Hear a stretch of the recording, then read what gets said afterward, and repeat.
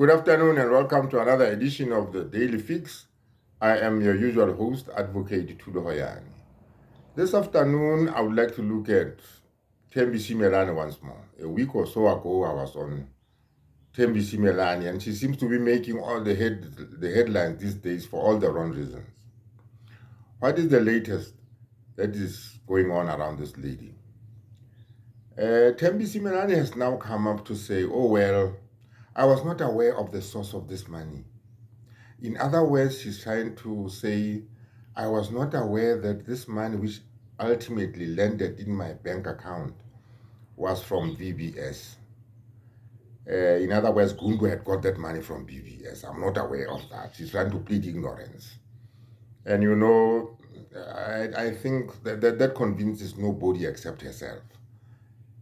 How would a municipal manager get hold of funds whose source she was not aware of?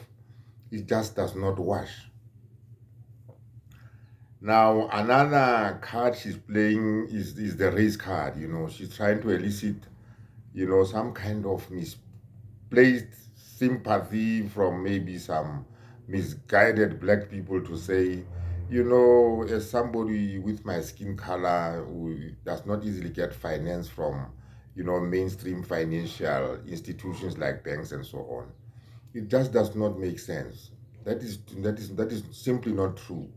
I mean, she was the mayor of Polokwane.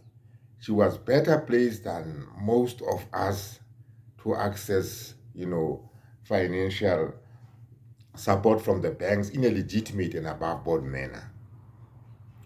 The other issue that she's raising, which is also equally dubious, is the fact that she's saying that, mainstream financial institutions charge very high and exorbitant, interest rates.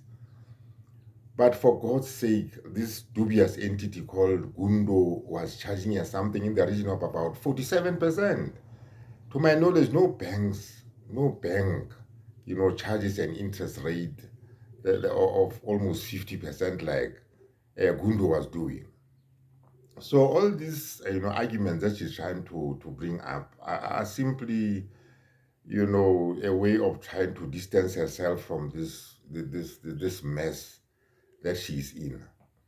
So there we find her before the Integrity Commission. The Integrity Commission is headed by Frank Chikani. Frank Chikani, needs no introduction into South African politics. He was a very a prominent and outstanding person during the UDF days, and we all know that the man is a man of integrity. That is why they've put him where he is.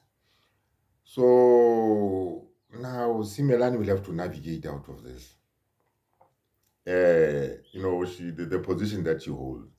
She's the Minister of Finance, and so early into the GNU, we cannot have people like her around, who carry VBS baggage and so on. Remember, South Africa is trying to distance itself away from, move away from things like state capture and so on. And we don't need another scandal, around the Minister of Justice, no less, being involved in transactions of that nature. She has also tried to say, well, I paid back the money, but that is also neither here nor there. You don't commit a crime or get yourself in one impropriety or another and then, wriggle your way out of that mess by saying, oh, well, I paid the money. Because coincidentally, she started paying. She made three quick installments in a very short space of time. And this coincided with, the time when the VBS scandal was coming to the fore. So she must have sensed that, here comes VBS. I better pay off that dubious loan or I'll be in a mess. She paid it.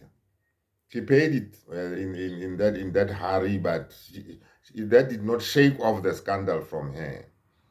So we'll just have to wait and see what comes out of the Integrity Commission and see what President Ramaphosa, does with her, because clearly she has fallen below the radar. She's not a fit and proper person, in my own view, to be a minister. And the ANC must be thinking of some other candidate for that position. She clearly does not deserve to be where she is. Having said that, I'm very encouraged by the fact that there are more views coming in now, and I'm also looking forward to the subscriptions that are also beginning to flow in. Please support this channel. It is only through your support that we can get the channel to grow. And like I always say, you are the channel, I'm not the channel. Please click on that subscribe button. Thank you very much.